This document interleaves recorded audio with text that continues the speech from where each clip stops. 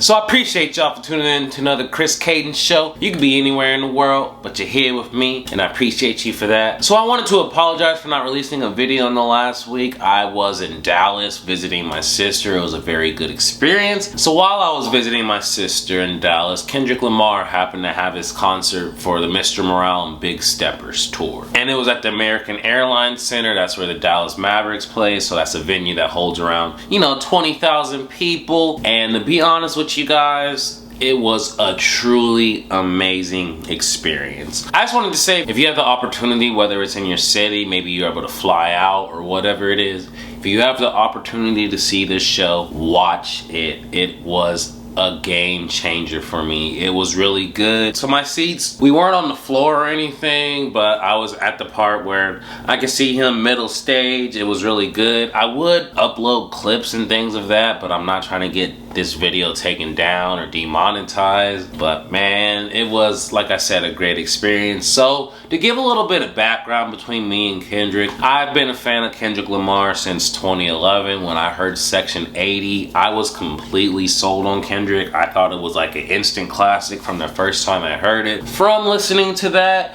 I went back and listened to, Overly Dedicated, the Kendrick Lamar EP. Everything he was making, I became a fan of. And so then he also came out with Good Kid, Mad City. We all know. That's when he became pretty mainstream, had the Poetic Justice with Drake, and everyone knew Kendrick at that point. But my background on Kendrick, I got into him really with Section 80. Section 80 is still my favorite Kendrick album to this day. I think it's just an instant classic. The thing is with Kendrick albums, they all are different, and that's why I really enjoy and appreciate that. Now, if I get this name wrong, I apologize, but Tena Leone was the first person to open the show. The show started at 7:30. He did like 3 or 4 songs, and he called it a day. He's a newly signed artist to Kendrick. I did like his vibe. I definitely went and listened to his songs after the concert. He's good. The main thing when I go to concerts, not every artist is a dancer or a performer. If you're not a dancer or a performer yourself, I'm hoping that your visuals or your background aesthetics and all of that is gonna tie into your show and give us a show. I feel like with all 3 of the people that performed, it was Tanna Leone,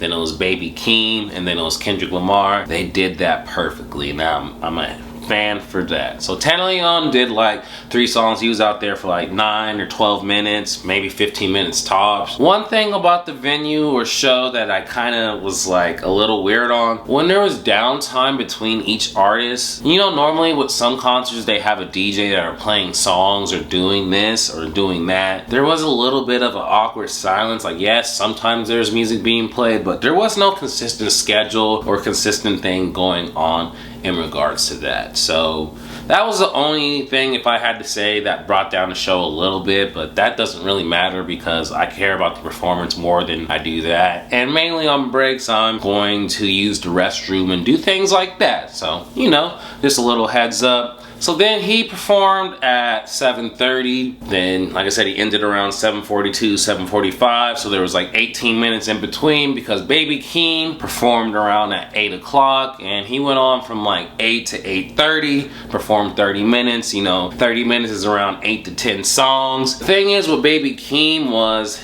all of his songs were pretty different. There was only one song, I don't remember the name of it, but it was like a little bit of a love song. I don't think it was Honesty. There was one song that he performed that I wasn't a huge fan of. All of the other stuff, it was like Trademark USA, Range Brothers, and whatnot.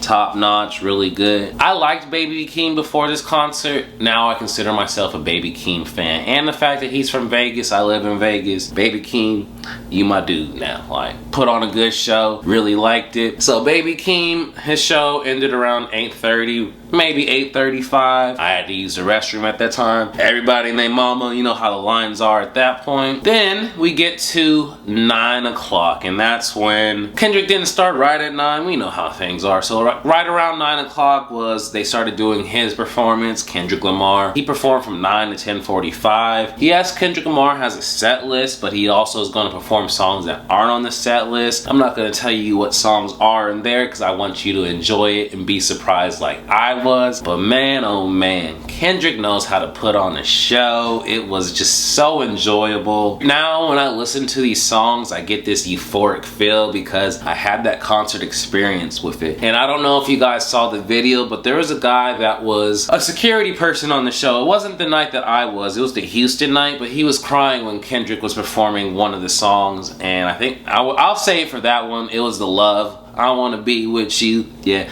you know what I'm saying? Love you. It was that song, so that's just one of them. But if you want to look at Kendrick Lamar's set list to get a general vibe of what he's going to perform, like I said, there's like 3 to 5 other songs that he performs that aren't on that, so enjoy that. He also doesn't completely go in order, so he's going to keep you guessing a bit. The show's great, amazing. He has dancers for parts of it. He has different vibes for different things and for different songs. Just an experience you have to go to. Don't get your bleachers, spend a little bit more money. We all know Kendrick doesn't tour as much as the next artist, so when he's out there, he's out there and you gotta go and watch. I did also want to say my favorite performance of the night was easily Family Ties. It was just so hype, it was so turned.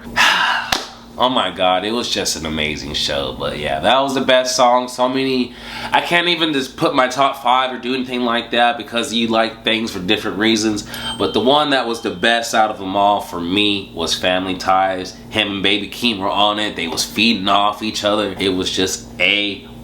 And like I said, man, it was a real euphoric feeling for me. I'm of the person, because of the pandemic and not being able to go to concerts, now that we're past this well, I wouldn't necessarily say now that we're in the world after the pandemic, I plan on going to shows and getting these experiences a lot more, and I'll be giving reviews and my honest opinion on it, because as we know, some people are great performers, some people are just great behind the studio, some people are learning and growing, but Kendrick knows what he's doing. This will be in probably one of your top 10, maybe top 5 concerts ever if you go. So I wanted to give you guys an update on why I wasn't posting. It was because I was on vacation, enjoying my life, living the best life, seeing Kendrick Lamar live.